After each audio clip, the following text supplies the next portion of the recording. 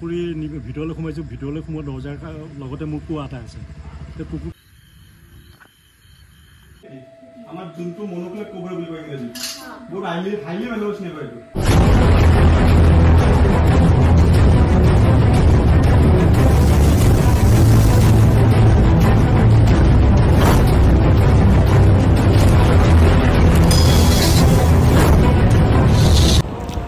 তো hello' guys, স্বাগতম জনাইছোঁ অন্য এটি নতুন ভিডিঅ'লৈকে। আজি গৈ আছোঁ ৰাহুল ভাই আৰু মই এটা ৰেস্কিউ কৰিব লখৰা সাপ এটা নাদৰ ভিতৰত সোমাই থকা বুলি কৈছে। তো গৈ পেলাই চাওঁ কি সাপ হয় আৰু আপোনালোকক সাপটোৰ বিষয়ে জনাব চেষ্টা কৰিম। আপোনালোকে গোটেইখিনি সম্পূৰ্ণভাৱে চাই থাকক।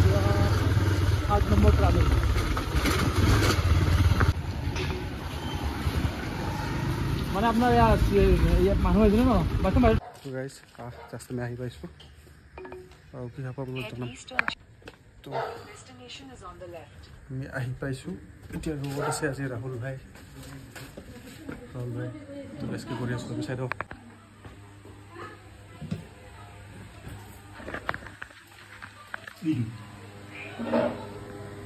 তো আপোনালোকে দেখিবলৈ পাইছে এডাল বিষাক্ত চকৰি ফেটি সাপ। 2 ঘণ্টামানৰ বেছি হ'ল আমাক ফোন কৰা। তো আমাৰ আহোঁতে অলপ লেট হৈ গ'ল আৰু সাপডাল তেনেকৈ কুৱাটোৰ ভিতৰত পৰি আছে। তো আমি এতিয়া সাপটো ছেফলি ৰেস্কিউ কৰিম আৰু আপোনালোকে চাই থাকক ভিডিঅ'টো সম্পূৰ্ণৰূপে।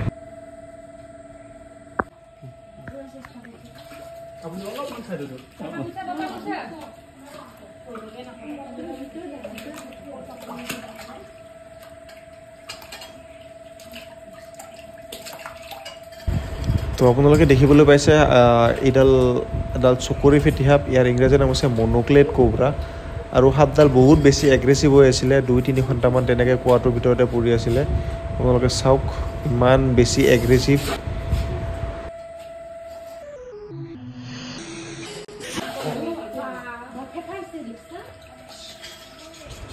আৰু আমি এতিয়া সাপডাল কেয়াৰফুলি আমি ৰেস্কিউ কৰি পেলাই আমি তাক প্ৰাকৃতিক পৰিৱেশত মুকলি কৰি দিম। আপোনালোকে চাই থাকক গোটেইখিনি লাষ্টলৈকে।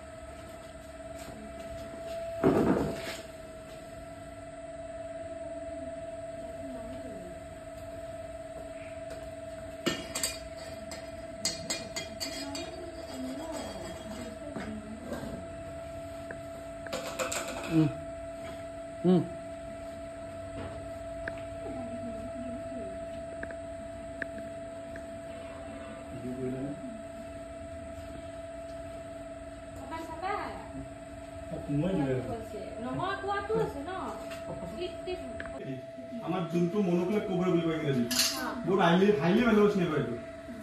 এইটো সাপে বাইট কৰিলে কমচে কম তুমি যদি 1 ঘণ্টাৰ ভিতৰত যদি মেডিকেল যাই লগা তো আপুনি তো এতিয়া কিবা কৰিছে নেকি? এইটো পুৰা নৰ্মেল। এইটো কৰা নাই, আমি ট্ৰেনিং লৈছোঁ এইটো। গোটেইখিনি জানো আৰু কোনটো কি হয়, কোনটো ভেনম আছে, কোনটো নভেনম আছে। এইটো বহুত বিষাক্ত প্ৰজাতিৰ সাপ। নহয় নহয়, সেইটো বুঝা নাই। এতিয়াতো এনেকে আছিলে ন, তো আপুনি তো এনেকুৱা কৰোঁতে তো নৰ্মেল হৈ আছে আৰু ইভেন তাতো নৰ্মেল হৈ আছে। ভয় কৰিব লগা কথা নাই কিন্তু, মানে এইটো সাহস আৰু জানিব লাগিব সাপৰ কথা।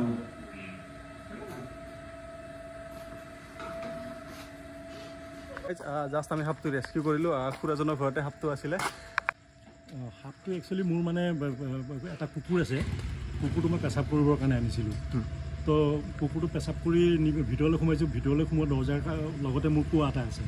তো কুকুৰটোৱে কুঁৱাটোৰ ওচৰত মানে খুব মানে ভুকিব ধৰিছে সেই পেৰি পাতি তো মই তাক ক'লোঁ কি হৈছে তোৰ মই তাতে কুঁৱাটোৰ ওপৰত এখন টিং আছে টিংখন এনেকৈ দাঙি দিলোঁ দাঙি দিয়াৰ পিছতে সাপটো দেখা পালোঁ সাপটোৰ লগে লগে কুঁৱাত পৰি গ'ল কুঁৱাত পৰি যোৱাৰ পিছত আমি মানে উপায় নাপাই পেলাই তেখেতলোকৰ লগত কণ্টেক্ট কৰিলোঁ কণ্টেক্ট কৰাৰ পিছত তেখেতলোক আহিলে তো আমি সাপটো ছেফলি ৰেস্কিউ কৰি পেলাই আমি তাক প্ৰাকৃতিক পৰিৱেশত মুকলি কৰি দিলোঁ যদি এই ভিডিঅ'টো ভাল লাগিছে তেনেহ'লে চেনেলটো ছাবস্ক্ৰাইব কৰি দিয়ক আৰু ভিডিঅ'টো যিমান পাৰে সিমান শ্বেয়াৰ কৰি দিয়ক আকৌ লগ পাম এটি নতুন ভিডিঅ'ত আজিলৈ এৰিছোঁ বাই বাই